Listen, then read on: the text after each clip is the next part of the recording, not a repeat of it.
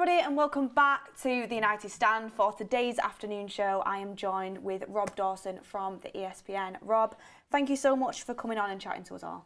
You're welcome. Thanks for having me again. Yes, he's good. And when we're in this break where Manchester United don't play, obviously there's a lot of questions being asked about Sir Jim, about Ineos. There was some reports coming out this morning that Sir Jim is planning a brutal change at Manchester United.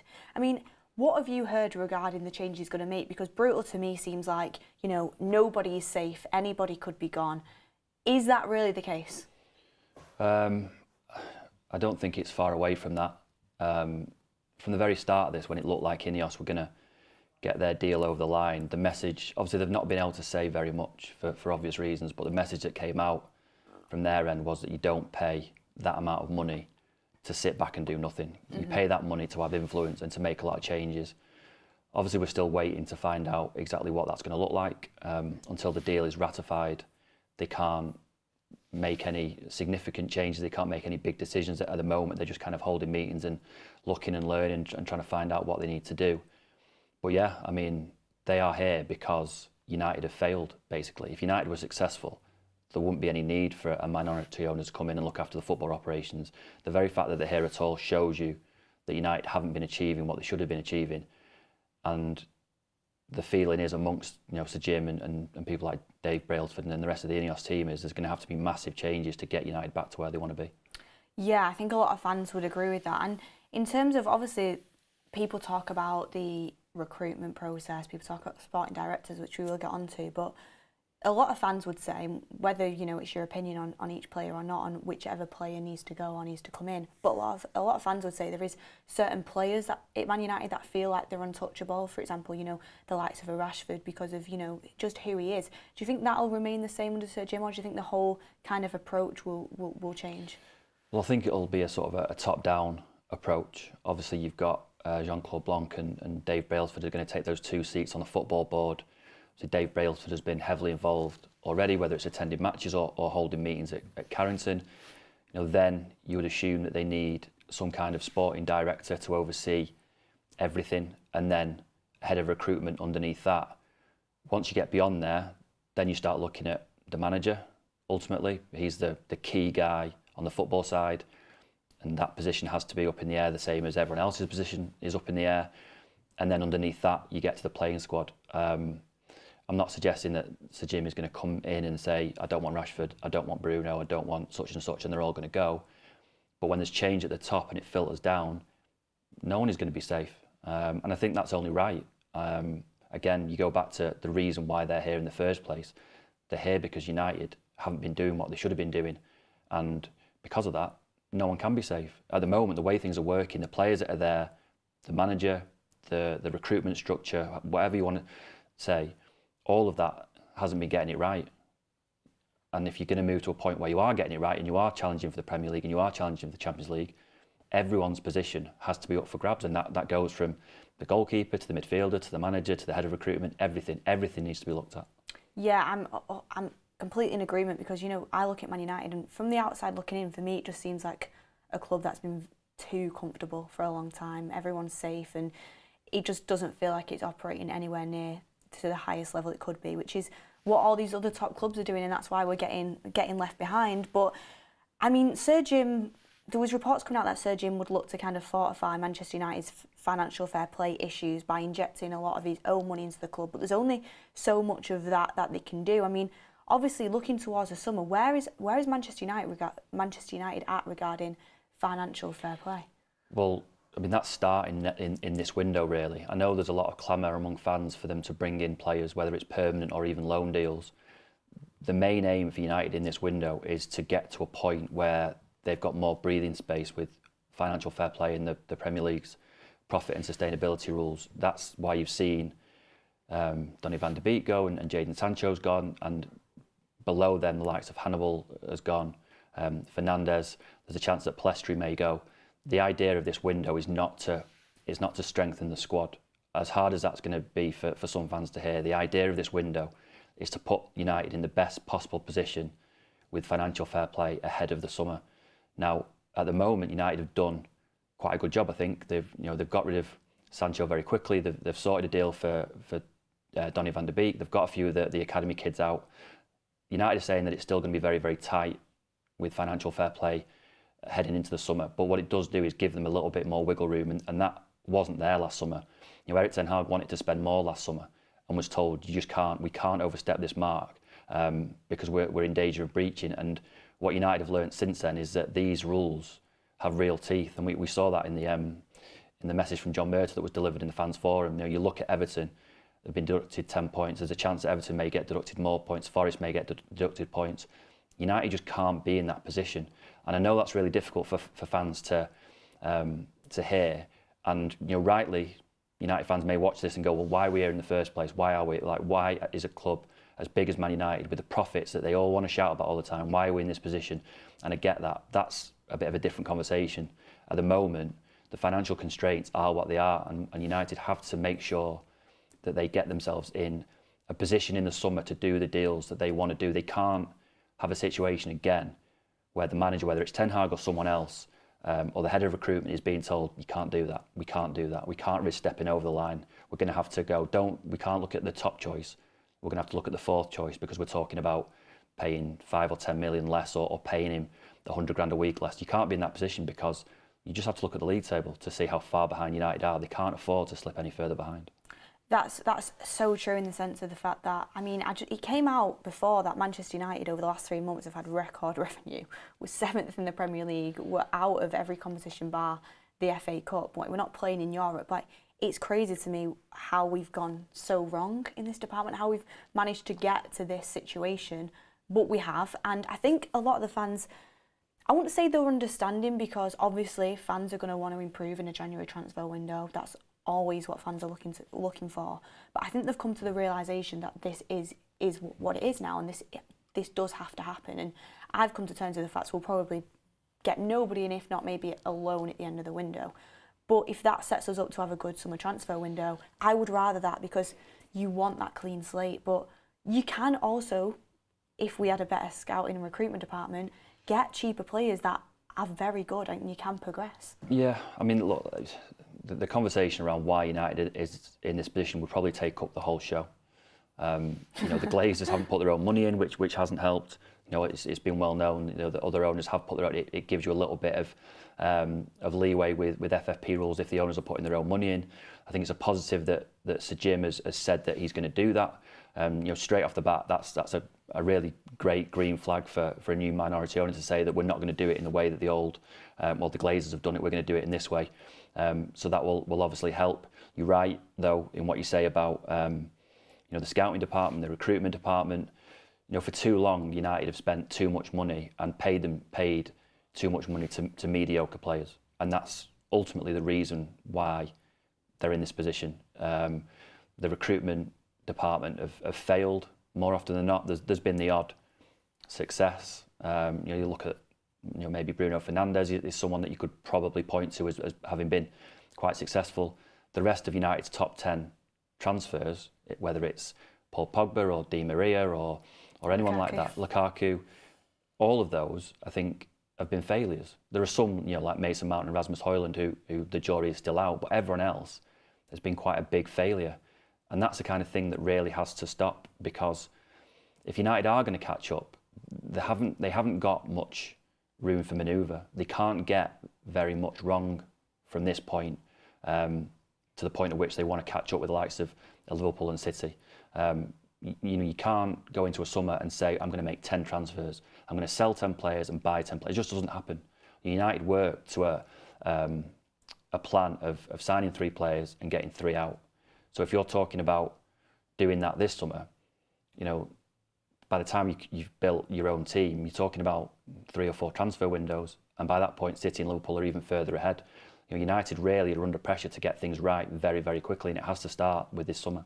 Yeah, absolutely. I'm looking forward to see how we move in the summer, and we will get on to potential targets, because there has been rumours already. But I wanted to quickly ask you, obviously on the Hannibal and Alvaro Fernandez deals, the loan deals, but with options to buys and buyback clauses, was that like an Ineos move to include maybe the buyback clauses, or have they not kind of made themselves known yet in that side of things, like you said? Because a lot of fans were kind of crediting the fact that okay, some people thought that they both had potential, maybe they should have stayed, but the fact that we actually have got a buyback clause in was a positive in some fans' eyes. No, I mean, it wasn't an Ineos thing. Ineos are being kept across the decisions that are being made, obviously, because they're incoming minority shareholders. But the plan that was set out before January is the one that's being followed through. So when you look at the likes of Hannibal or Fernandez, you know, with buyback clauses and sell-ons, they were already going to get built into the deals. It's not that Ineos have kind of come in and gone, I think we should put a buyback in there or a sell-on. That's just not the case at all. It was being done by United's recruitment department and negotiators before then. You look at someone like Zidane Iqbal, who went to Holland in a very, very similar deal, and Ineos were nowhere near that one. So it's not the case that Ineos are coming in and putting all these different clauses. And I think it's a good sign for United that they're getting these deals done. You know, again, there'll be fans who say, well, you know, Hannibal's played quite well this season, or I wanted to see more of Fernandez. Fernandez should have been given a chance when Shaw and Malacia were injured earlier in the season. And I can understand that. But what the club are saying is that Ten Hag has got a very, very high bar for these young kids. And he thinks that if you're not going to be a first team regular at Man United, then the best move really is to let them go and develop somewhere else and build in that protection into the deals with a buyback or a sell on in case they go on and are fantastic elsewhere, just to make sure you're a little bit covered. But he's looking for elite young players, the likes of Kobbie Mainoo. He thinks at the moment that the likes of Hannibal and Fernandez, possibly even Palestri, are falling a little bit below that standard. And instead of keeping these kids around, having them not play or maybe blocking the path for someone else, it's better to get them out, get them games and see how they can do elsewhere. Yeah, it's interesting to say the least, because obviously we have seen kind of the increase of our academy players sort of getting shifted on since Erik ten Hag has came in, but we've also seen Kobbie Mainoo and Alejandro Garnacho really shine. So it is an interesting contrast.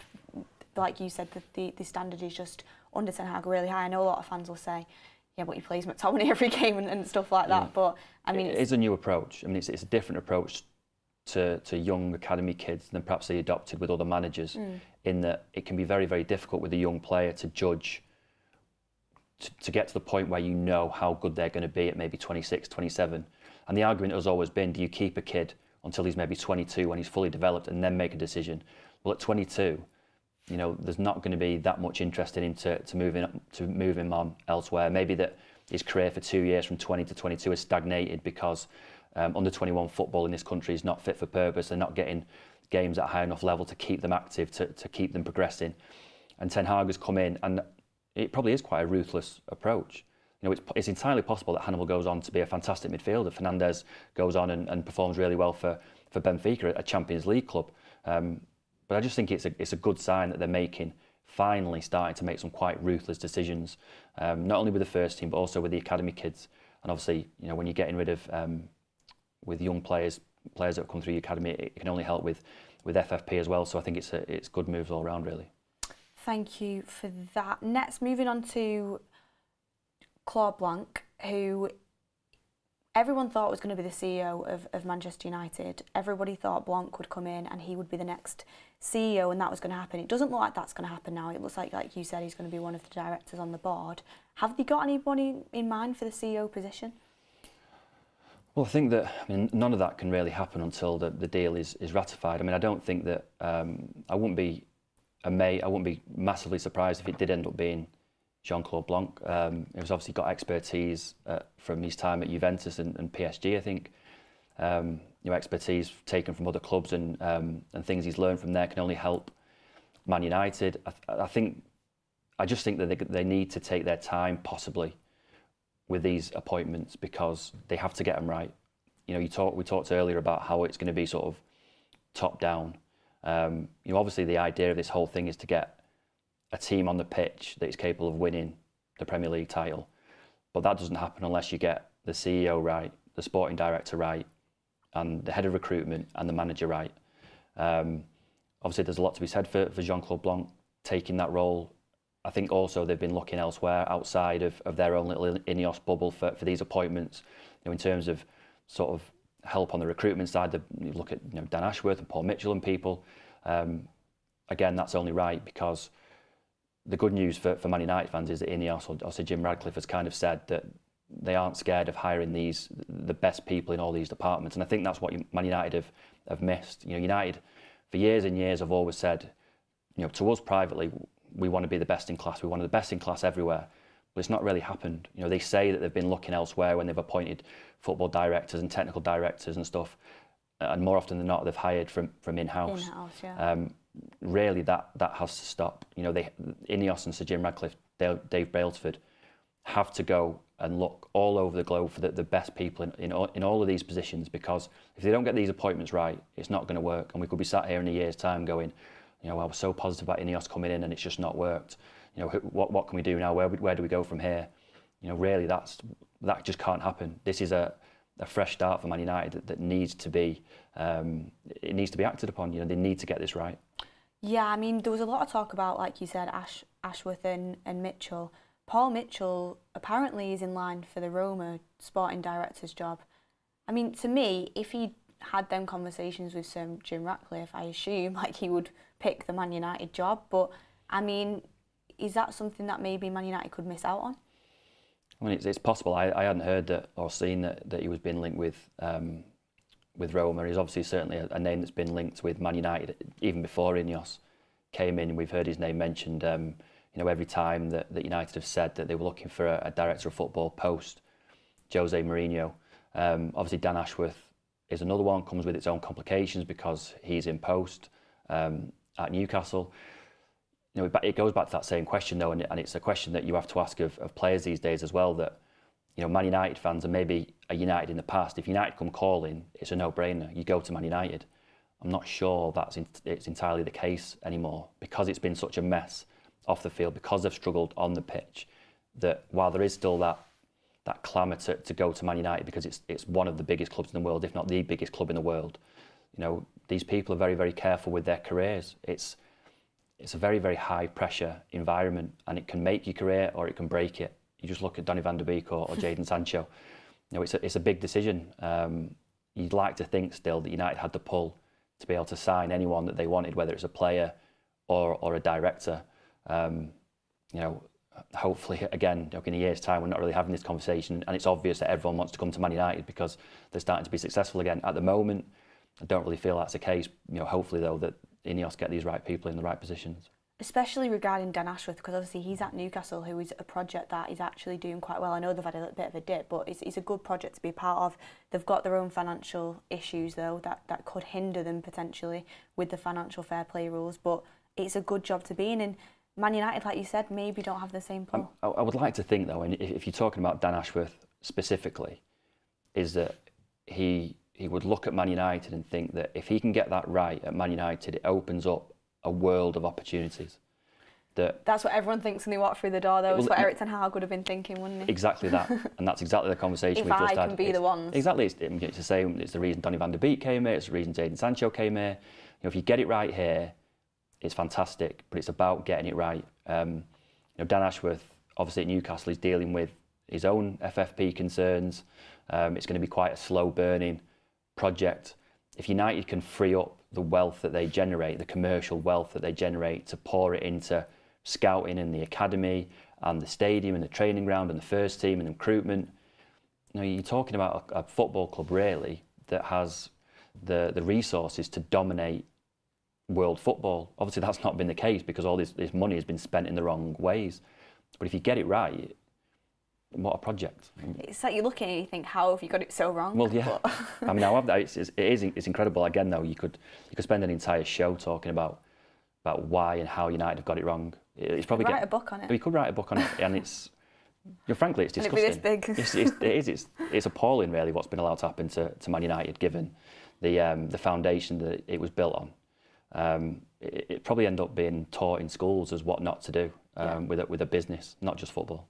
It's incredible, but kind of moving on a little bit to, I wanted to talk a little bit about Ineos plans for Ten Hag. Like, obviously not much has come out and you said they'll assess the situation, but Ten Hag's not in the best position right now in the sense of the performances are poor, the results are inconsistent, and, you know, there's starting to be murmurs of people saying, you know, will he continue on the Ineos project?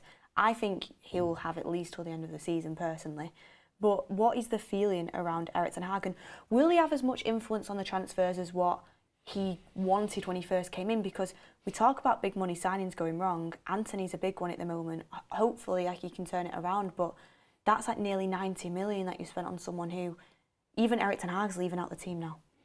Yeah. I mean, in terms of Ten Hag, there has been a little bit of a shift in what Ineos have said privately, from the point at which it looked like this deal may get done to now.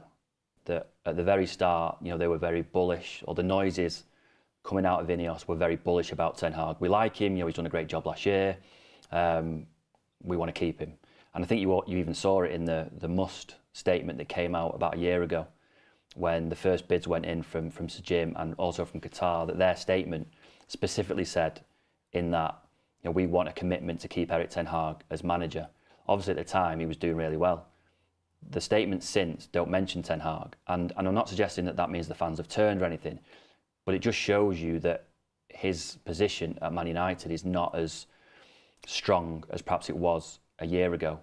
And you can see that in the way that Ineos have kind of not talked, because they haven't been able to talk about him publicly, but the noise is coming from their side. You know, that kind of bullish, we're sticking with him, we like him, that's not as bullish as it was a few months ago. And I think that's understandable, because there are two things really that cost managers their jobs. Either it's really poor results, or it's new owners coming in and wanting their own man. And Ten Hag is dealing with both of those simultaneously, which shows how vulnerable he is at the moment. Now, the good news for him is that he's obviously going to get first crack of the whip. He's got a little bit of time now before the deal is ratified to hopefully get some injured players back, hopefully get some better results, start, you know, having the team play in a way that the fans can see, that, you know, see what they're trying to do, and put in some better performances. I think it's probably likely that he'll get, like you said, he'll get to the end of the season. At that point, though, you do wonder what will happen to him, because it's not good enough for United to be 8th or 9th in the league. And ultimately, if this season carries on in the same vein, the way it has been since the start, he's going to lose his job, because you can't finish 9th or 10th as Man United manager. As good as last season was, or as positive it was, a lot of that has been eroded by some of the results. I mean, even just in the last couple of weeks. Performances as well. Well, performances, yeah. I mean, you know, just in the, I mean, I'm not even going back all the way to sort of August, September time. Even just recently, you're talking about West Ham and Forest, and both of those were dismal performances. Even Sunday, obviously there were positives against Spurs, more positives probably than there has been in some games, but you've still been outplayed by Spurs at home and drawn 2-2. It's not great. They have loads of players missing as well. And they had loads of players missing as well. So I think Jamie Carragher wrote I think he was in his Telegraph column a couple of weeks ago, that essentially Ten Hag is on trial, and I think that's probably right. You know, he is going to get first crack at it. He's in there to meet them and to impress them. If he can't do that, then it's relatively obvious that they're going to have to make a change. You know, for his sake, I hope that he can turn it around, because I genuinely think that he's a good coach and a good manager. I think he's had a lot to deal with this season that hasn't helped, but managers live and die by the results, and they've just not been good enough this season. No, I agree in that sense. Like, the results and the performances, they can't continue the way they are, as much as I do like him, because I like him as well. But it's just, I mean, last season was great, but this season, it's like every single game, it feels like he's just like sucking the life out of you, honestly. Well, and then you mentioned in your last question about recruitment, and that is another point to this, is that, you know, obviously Ineos are going to come in and try and make a lot of changes to the way that United recruit players. Ten Hag has been given an awful lot of power since he came in. His fingerprints are all over United's transfer strategy since the minute he came in. You know, some of it has worked, others, Anthony, like you mentioned rightly, hasn't worked. Obviously, he's got a transfer veto written into his contract. If Ineos were to continue with him, there's not much that they can do about that. If they're maybe envisaging a system where the manager plays a little bit of a more of a backseat role with recruitment, you know, maybe you get someone like Graham Potter. And he's been linked to United a lot. Well, he has, and he's been linked because Ineos tried to get him at Nice in the summer, so they obviously like him. But say that they not Graham Potter, but someone like that who's happier on the training ground, wants to kind of leave the bulk of the recruitment to your executives that you hire, and maybe that does make Ten Hag a little bit more vulnerable, because the one thing, again, that we heard from his side is that he was guaranteed this power, a lot of this power in his contract when he first came. Now, in any walk of life, in any job, you're not going to want to see the area of your influence dissolved. You're not going to be happy with someone coming in and saying, well, you used to do all this stuff, but actually we don't want you to do that anymore. You just go and coach the players and we'll see you on Saturday. He's not really going to stand for that, I don't think. And we've seen in the way that he's handled, player problems with the likes of Ronaldo and Sancho. He's very, very firm in the way that he wants things done. So again, even just before we get to the end of the season and away from results, a lot is going to depend on how these meetings go with Jim Ratcliffe and Sir Dave Brailsford about whether they can come to a really successful working partnership. And again, it goes back to new owners coming in with existing managers. And you only have to look at Chelsea to see what happened with Todd Bowley and Thomas Tuchel. Tuchel won the Champions League in 2021. He came in, or Todd Bowley came in a couple of summers later. They didn't really get on. There was frustration on both sides about certain things and the way that they wanted to do things and the new way that they wanted Tuchel to work. And 6 games into the season, he's sacked. It's a really, really vulnerable time for Ten Hag at the moment for a number of different reasons. I mean, there's a couple of people saying, what Manchester United expected and what Manchester United fans expected. Well, I don't know if Manchester United necessarily expected this. They interviewed him, so I assume they did, and they wanted him as part of the role. But the United fans were excited for this Ajax kind of, not to play exactly like Ajax, but that style of football he had when he was at Ajax. And we've just not seen a single drop of style of football. Do you think that's the squad he has, or do you think, because he has made signings like you said, and he's still not getting it? Yeah. Do you think that's his plan? He said it wasn't in the media, but then he kind of backtracked on it. Yeah, I don't think he does himself any favours. I think sometimes his messaging on playing style is quite confused, because you imagine, obviously none of us were in the room when Ten Hag was hired, but you imagine that he sat in front of United's hiring board and said, this is my Ajax team, look at the way we played, look at the success we had. And United went, that's great, we love that. And I'm not suggesting that you can replicate an entire style of football. You can't shift an entire style of football from Ajax to Man United, because a lot of it depends on who you've got available, the way that the Premier League is compared to Eredivisie. But sometimes I look at games and think, well, the two systems, the two philosophies, or whatever it is that he's trying to get out of his team, are so far removed from each other that how is it that different? Now, he will tell you that he's all about adaptability, that he's adapting a style of football to the players he has available right now. But fans watching this would be well within their rights to say, well, hang on a minute. You played this certain way at Ajax, and at Ajax you had Onana, you had Martinez, you had Antony. So there's 3. You've also signed Casemiro, presumably because you thought he could do a job for you in that midfield. You've agreed to sign Højlund because you think that he can act as a centre-forward in the way that you want a centre-forward to act. So it's not like you've been parachuted into a job, into a squad where these are none of your players, and you're saying, well, I can't get them to do what I wanted them to do at Ajax because they're entirely different. There's a lot of similarities now between this United squad and the Ajax squad.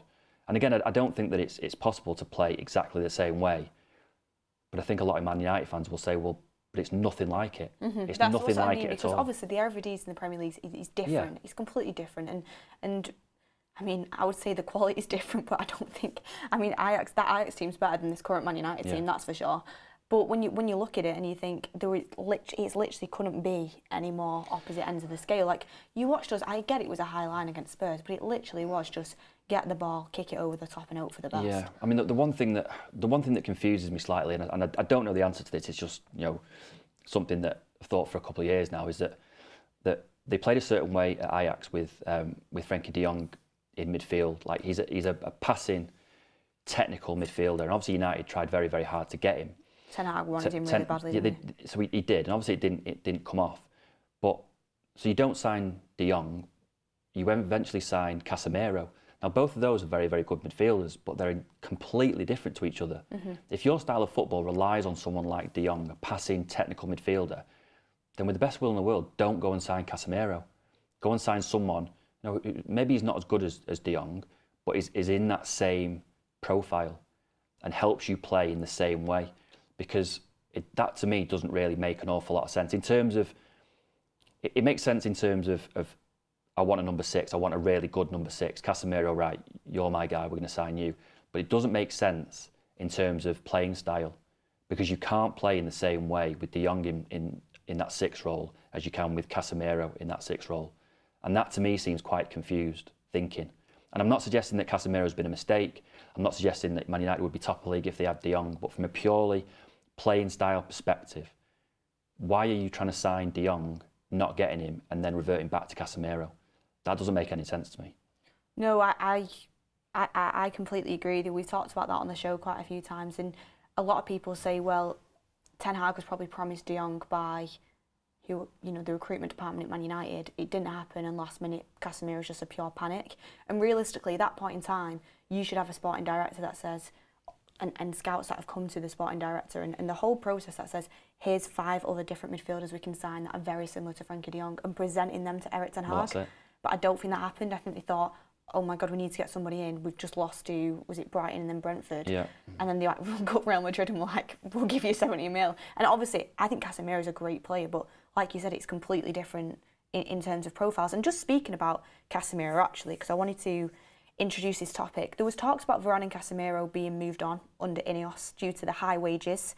Is this likely going to happen in the summer? I don't think it'll happen in January now, but it was touted for even potentially January. And is there a lot of truth in this new wage structure that they're trying to introduce?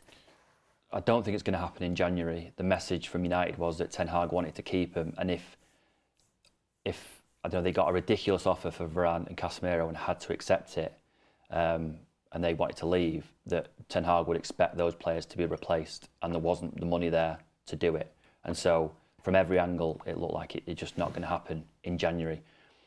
I think there's a possibility in the summer, maybe, particularly with Varane, because you're in a situation with Varane, a very similar situation with him as you were with David De Gea, that you don't trigger the option because you don't want to carry on paying him that amount of money every week.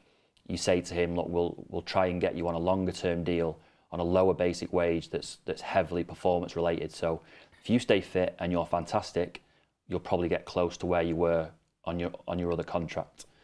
Obviously, players don't like that because they want the money guaranteed. You know, Varane can't control whether he gets a hamstring injury or a calf injury. He doesn't want to have to kind of play through injury to get paid. Obviously, he wants the money guaranteed, as we all would in our jobs.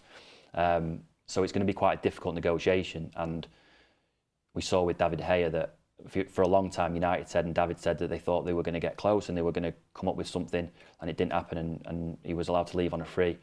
I think there's more than a fair chance that might happen with Varane. Casemiro is a little bit different in that he's still under contract, so you would be looking at maybe having an offer from somewhere else. And where's that going to come from? Possibly Saudi Arabia. That's not going to come in January, probably because they haven't got the squad space or the intent really to go and do something like that. You know, maybe it comes in the summer and Casemiro says, look, I've had a couple of years in the Premier League.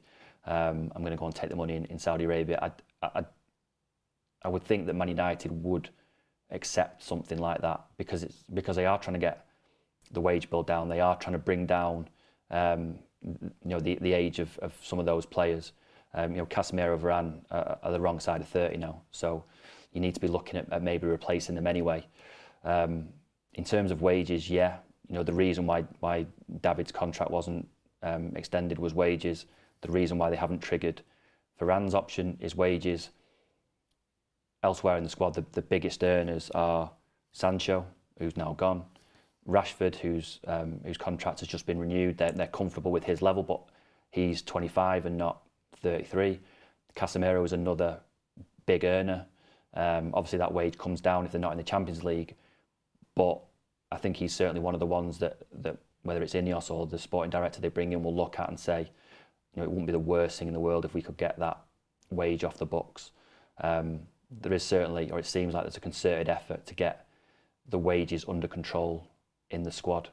The problem is, though, that we go back to recruitment. The reason why United have had to pay these big wages is because it hasn't been the pull that it should have been or that it has been in the last, or maybe 10 years ago. So if you want to attract these big players, you have to give them a reason to come. And more often than not, over the last 10 years, that's been massive wages.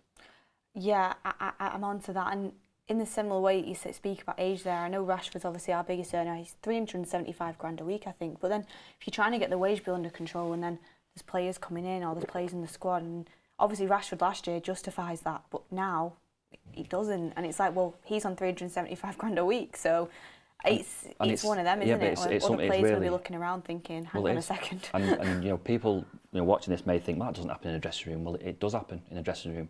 You know, there was a situation a couple of years ago with Ander Herrera and Fred, where Ander Herrera was looking round at trying to renew his contract and looking about where does he rank in this squad and what are other players in his position getting paid, and he was well aware of what Fred was on. Again, you had a situation in the summer where United signed Andre Onana. There were some stories about what he was on, what his weekly wage was on. United was so keen to put that straight because they knew that the minute that gets out, that number gets out, that everyone else in the dressing room looks around and goes, well, if he's on that, I want that. Mm-hmm. And that just causes this huge ripple effect where you end up having to bump up everyone.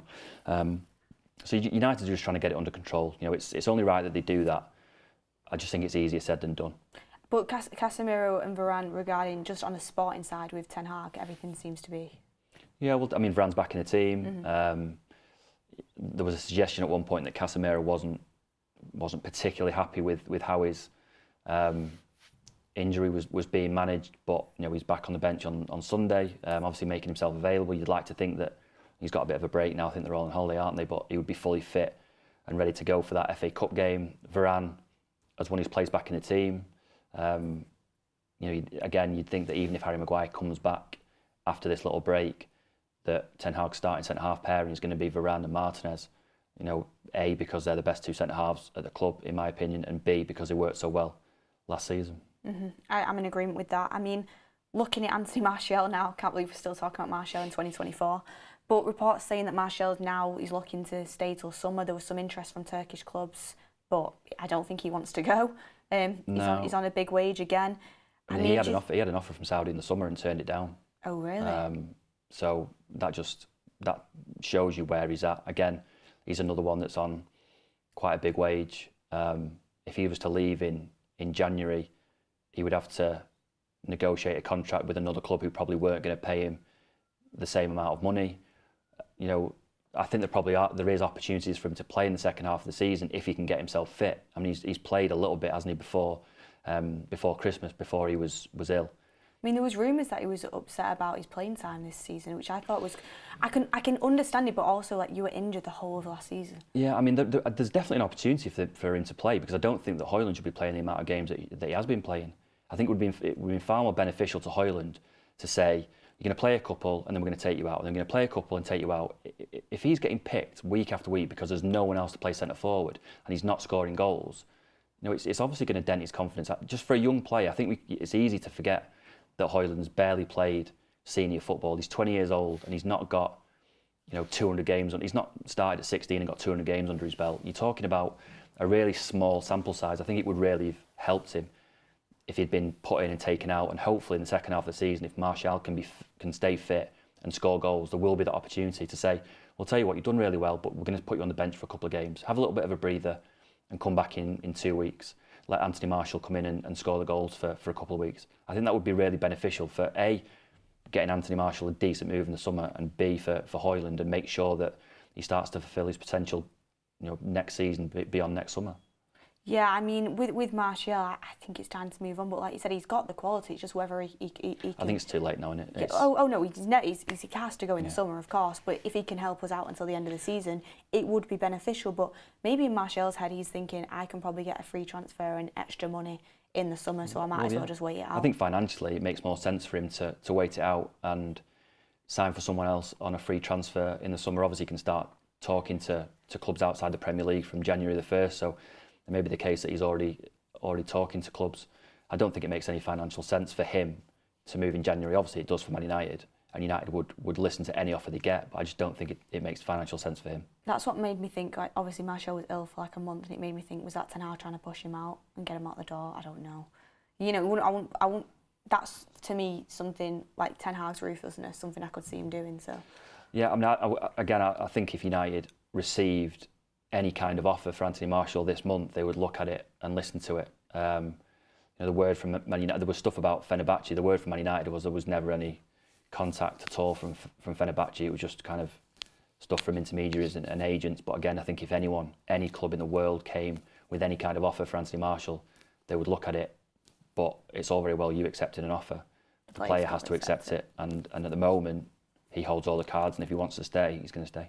And in terms of how that would affect the striker that we could potentially get on loan in January, there's so much talk about a loan for Man United for a striker. Ten Hag wanted a striker.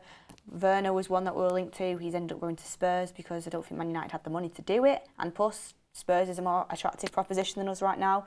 I mean, apart from that, on the loan market, there's literally not much else out there. Loads of fans are asking for Benzema, but I don't think that's realistic. So, anyone that you could think? Or will it not happen if Martial stays, maybe? At the moment, I don't think that they're going to sign anyone. As far as I know, there's no active talks for any players. United are saying privately that they're open to it, and that if something came across their desk, that they would look at it. Obviously, if it's someone that they think could help them, then yeah, of course. But again, it goes back to that. Their primary aim this month is to give themselves a bit more breathing space with FFP ahead of the summer.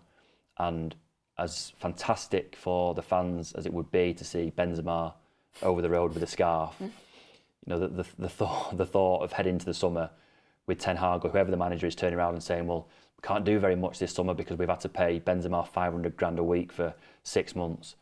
There would be absolute outcry among the fans, and rightly so. So I think they're going to be a little bit more cautious maybe this January. I think obviously things could change if you had a situation last January where they were never planning to bring in a midfielder, but Eriksen gets a knee injury and then they, at the last minute, go and sign Sabitzer. There's a situation possibly where something like that could happen. But as of right now, I wouldn't be surprised at all if there was no one coming in. I've been saying that for a while. I don't see it. I really don't see it. Maybe a last-minute loan, but... Possibly. I mean, possibly. If there's a striker maybe who could maybe take the pressure off Højlund a little bit. But again, you're right. That would probably depend a little bit on how fit Anthony Martial was. They're pretty well covered in other positions. Again, though, it depends on injuries. How far away is Mason Mount? How far away is Harry Maguire? Get those back. There are at least numbers there. It might not be the quality that fans want, but there are certainly the numbers there.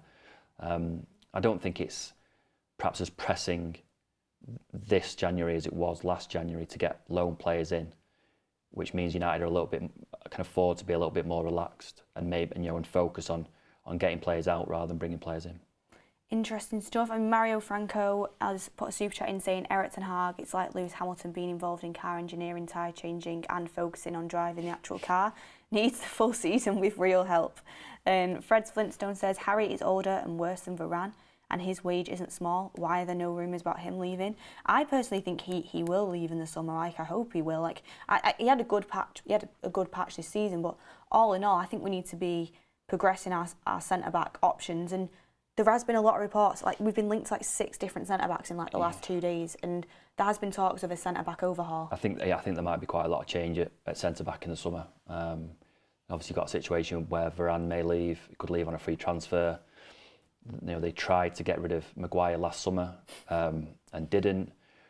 You would assume that because he's played quite well in the games he has played, that maybe there would be a little bit more interest in him next summer. I don't think that there's a massive amount of faith in Lindelof as well. They've extended his contract, but really that is to make sure that they don't lose him for free because he's still at a relatively good age. Heard the same thing about Wan-Bissaka in that sense. Wan-Bissaka as well is another one. It's important to know that just because they trigger these extensions doesn't mean that they just want to keep him. In some situations, they have to protect their asset value. Obviously that's not the case with Varane and Martial because it doesn't make financial sense. But with the likes of Wan-Bissaka and Lindelof, it probably does. It certainly doesn't mean that they couldn't leave it in the summer. There is still a chance that may happen, and I think there will be quite a lot of overhaul at centre half in the summer. The one player really who's probably guaranteed to be there on the first day of next season is Lisandro Martinez. He's on a long contract. He's relatively young. He's done well in the games that he's played in. You can see a new manager, if it is a new manager coming and working with him. But it wouldn't surprise me at all if he had a new centre-half partner next to him next season. Well, you look at all the options we've been linked to, and all of them are like 24 and below. We've been linked to Todibo for so long. Yeah. Ten Hag likes him. Obviously, got the Nice connection there. Branthwaite's another one that's just popped up. Branthwaite is one that's been mentioned for a while. They've been aware of him for quite a long time. I think there's a little bit of interest in him from Spain. I think Ancelotti had him at Everton and quite likes him. I actually think that... I saw that Real Madrid interest yesterday and I thought, really? And then now you've mentioned Ancelotti, it makes sense. Yeah, there's a link there with Ancelotti. You know, Everton, because they've got their own financial problems, may need to look to sell someone like that to kind of boost their FFP. Obviously, that would make sense. He's obviously a very, very young player, though. It's whether you can come in and start every week for Man United. I think he's a fantastic young footballer. But there's a bit of a difference playing every week for Everton and playing every week for Man United. There's been stuff about De Ligt as well at Bayern Munich, not always been playing there. Obviously, if Ten Hag was to stay, you've got that Dutch connection, that Ajax connection. Again, United have looked at him in the past. Jose Mourinho wanted him when he was at United. So there's plenty of options there. And again, I wouldn't be surprised if there was quite a lot of change at centre-half. Yeah, well, the one thing that's a tick in my book is that everyone we've been linked to I actually really like, and they're all young prospects as well. And I like that 24 mark. Well, like Martinez came in at that age. You've got some experience already. You're ready to play now. You're not going to take too long. Obviously, if you're good enough, you're old enough. But I just like the fact that we are being a bit more progressive. Hopefully, that is the direction we're going for. And that's always been the plan. I mean, occasionally over the years, United have had journalists in to kind of talk through the way that they recruit players and what they look for, and the message is always the same. You look for that kind of that 23, 24, a player who you've got quite a big body of work at a previous club to look at, but also a massive ceiling going forward. You probably get another sort of 6, 7, 8 years out of them at Man United. So 24 is the ideal age that they're kind of looking at.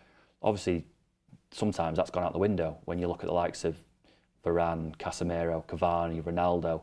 It's all very well saying that to us, and so like Falcao, the list goes on and on. But really, they have to kind of stick to that a little bit.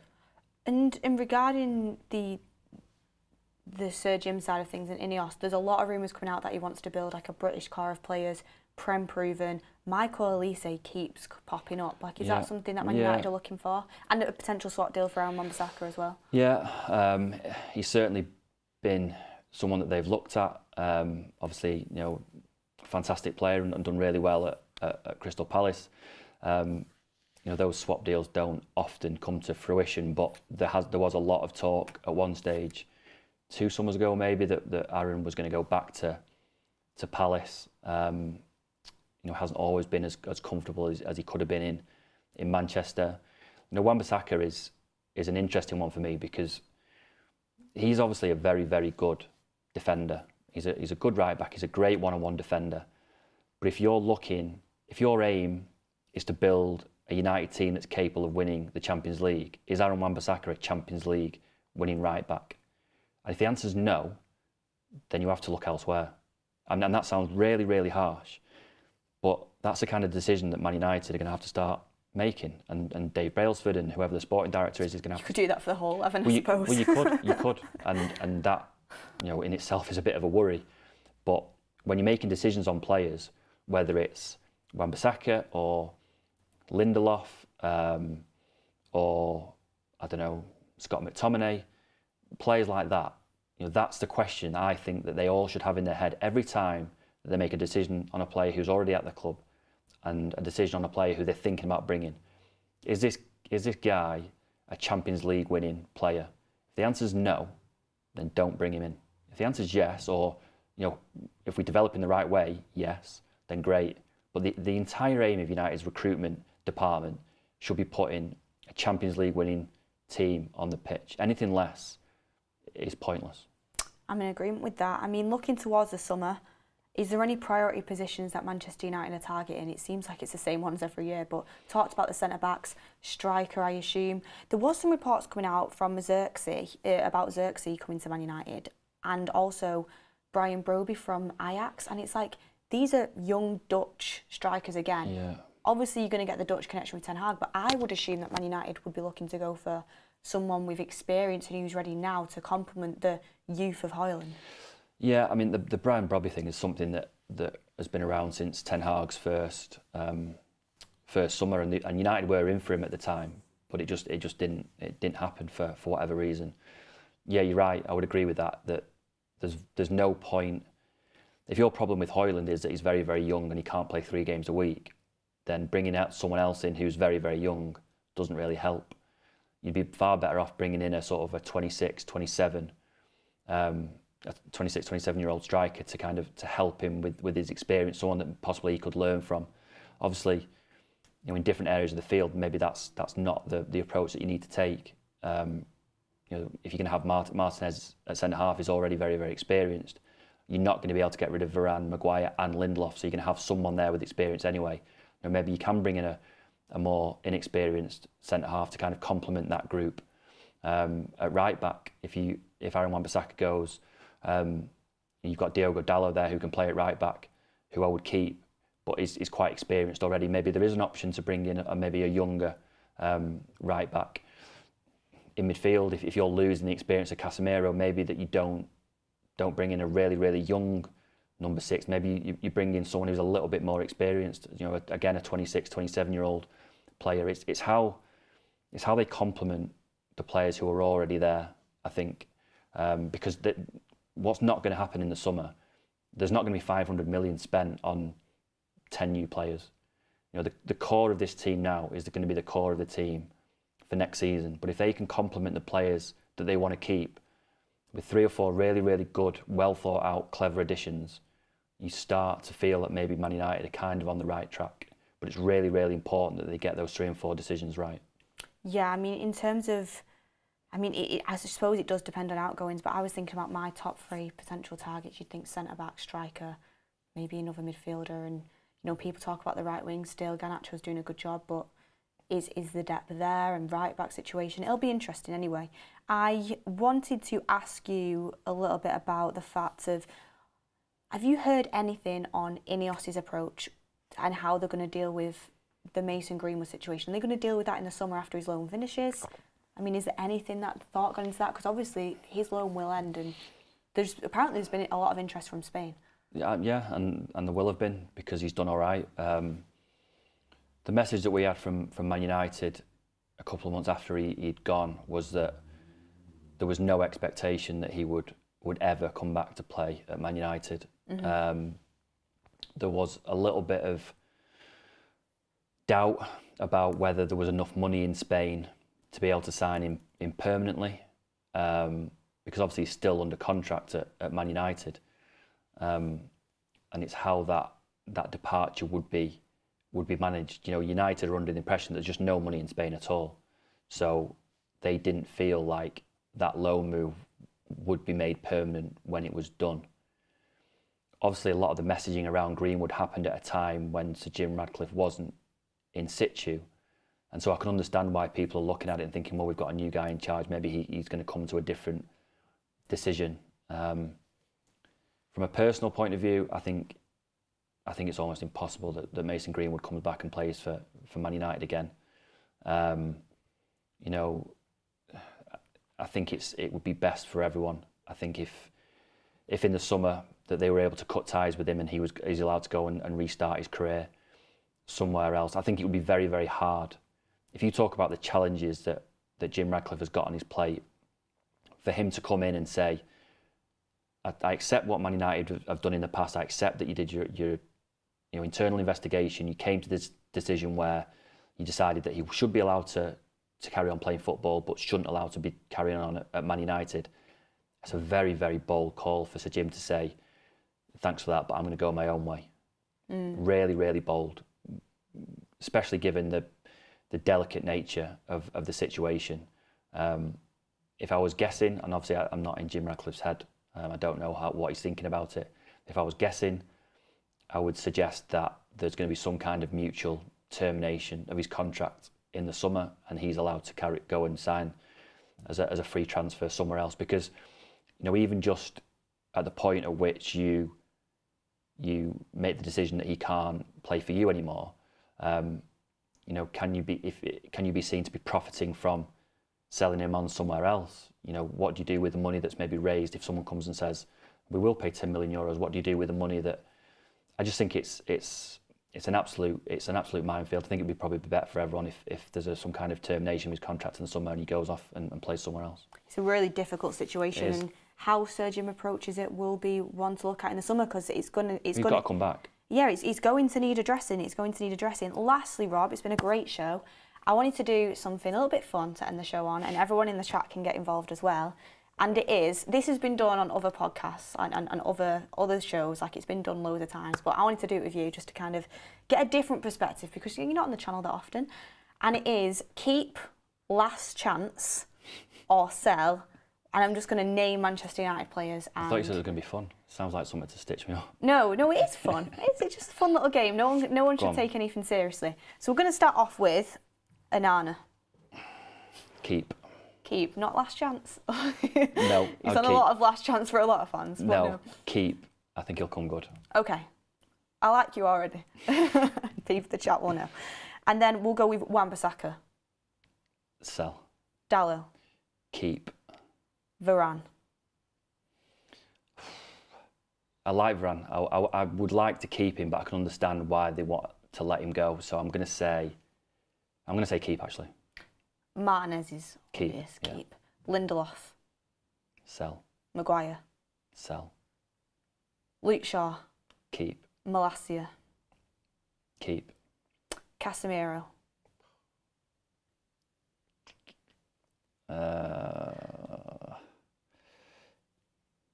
Keep. Oh, actually, last chance. Last chance. I think last chance is a good one. Yeah, not last chance for last. It's really just a way to sit on the fence. Yeah, a last chance is like, we'll give it a bit. Yeah, give it a bit. Not last chance as in like you've got 2 games or you're out the door. We'll just monitor it. Amrabat. No, sell. We'll get rid. Bruno. Keep. Mount. Keep. Scott McTominay. Keep. Definitely. Are you winding me up? No. Not keep as in play every week and as to like, you've got to go and score me 20 goals a season, but in terms of... Squad player? In terms of someone who I want at my club, keep, 100%. Okay. Amad Diallo. Sell. That's bold. But he's had loan spells elsewhere. He did all right at Sunderland, but if we're going off this, are you going to win? Is this squad going to win me the Champions League? Interesting stuff. Palistri. Sell. Hoyland. Keep. Oh, wasn't certain. Well, keep, but don't keep him too long. I think that the hope is that he's going to be the player that all Man United fans hope that he will be. But don't have it be a Martial situation. If it reaches a point where you know that he's not going to be the player that you want him to be, then you have to get rid. You know, I would give him at least a couple of years. Obviously, I'm not suggesting that he needs to show anything in the next 6 months, but a couple of years. But Martial should show you that you just cannot be in a position where you keep these players for too long. You have to be ruthless if things aren't going the way that you'd expected them to. Yeah, I know. When Martial first came through the door, everyone thought it was going to be amazing. To be fair, I do think Hoyland will be. Like, I think he's got all the attributes, but I completely but that doesn't always translate into becoming the striker that you hope he is. I think there's a lot to work with, but there's also quite a long way to go to the point where he is. Ultimately, Man United centre forward should be scoring 30 goals a year, and he's not there yet, obviously. But if he's not there in 4 years, don't give him a new contract. Understood. This is an interesting one. Obviously, Alejandro Garnacho. Keep. And then Rashford knew what was coming. He knew what was coming. Is it that bad an answer? He has a way. I've got to do the last one. Wait for it to go off. Fire alarm. Last one, Marcus Rashford. I thought the last one was going to be Anthony. Oh, no. Oh, yeah. Okay, Anthony first. Sell. And then Marcus Rashford. Marcus Rashford. Give it a bit. Not last chance is a bit of a harsh way of saying, but give it a bit and don't be scared if it's not happening. Just because he's from Manchester, and don't be scared about saying it's not really worked. So if you think like PSG came in with a huge offer, United should consider it? Not this summer, but maybe in 18 months. If we sat here in the same position. Yeah, if he's having another season where it's just not really happening, then you have to be ruthless. The one thing that United haven't been over the last 10 years, forget all like the different appointments and managerial, all of that stuff. The one thing that United have not been over the last 10 years is ruthless. So I'd like to think that the one thing that Sir Jim starts to do is just bring that attitude to the squad. Be ruthless. One's untouchable. Exactly, no one's untouchable. Be ruthless. Be ruthless. There are plenty of players in the world. Don't be panicked about maybe looking to offload someone. Be ruthless. Maybe make a decision when you're not 100% sure, but you think it's the right one. Don't be in a situation where you go, we're going to give you a new contract. I'll tell you what, we're going to give you a new contract. Oh, actually, we're going to trigger your option. And then suddenly you sat like Anthony Martial with very little prospect of playing and someone that you've struggled to get rid of. You cannot be in that situation again. Be ruthless. Oh, here's the last one for you. When Jadon Sancho comes back. Who's the manager? Oh, so if Ten Hag wasn't the manager, you'd think to keep him? Because a lot of fans are like, sell him no matter what. I would be, I would be close to that camp. So you're on give it a bit with Sancho? Only if there's... Not completely written him off? If Ten Hag's the manager, you've got to go, because the manager's got to be in charge. If there's a different manager, would have been massively disappointed if a manager came in and went clean slate for everyone, but you're on your last chance. No, because obviously the talent is there. The interesting thing with Sancho is that, and I don't know the answer to that, how fans would receive him. Yeah. What would happen if he came back on the first day of next season with a different manager and walked out? Would he get booed? Would he get applauded? I think it sounds like a lot of fans have had enough of him. I think a lot of fans have had enough, but he has also got a lot of fans as well because people know how talented he could be. It'd be an interesting one, but Rob, it's been great. Loved it, and thank you for coming on. Thanks a lot. Yeah, hopefully we'll... I would say we'll get some news in the January transfer window, but I don't think we will. No, I think it might have to wait till the summer. Yeah, but the summer should be a good one. The summer should be a good one, and hopefully, fingers crossed, despite the performances being poor, despite the results being poor, hopefully there will be change, and that's the main thing that needs to happen. But look, everyone, thank you for watching the show. Thank you for getting involved with all of your comments as well. Really do appreciate it. And if you enjoyed the video, make sure you hit a like on the way out. Lastly, super chat from Akash here. Income is going towards debt, interest payments, and not on scouting, etc. Man United will always be a mess, but chin up, everyone, and go and spend at the mega store. Well, thank you for your super chat. A little bit of a downer to end the video on, but thank you very much, and thank you everyone for watching. Mark will be back with the 8 PM show later on, so make sure you go and tune into that. But thank you everyone, and we will see you on the next one.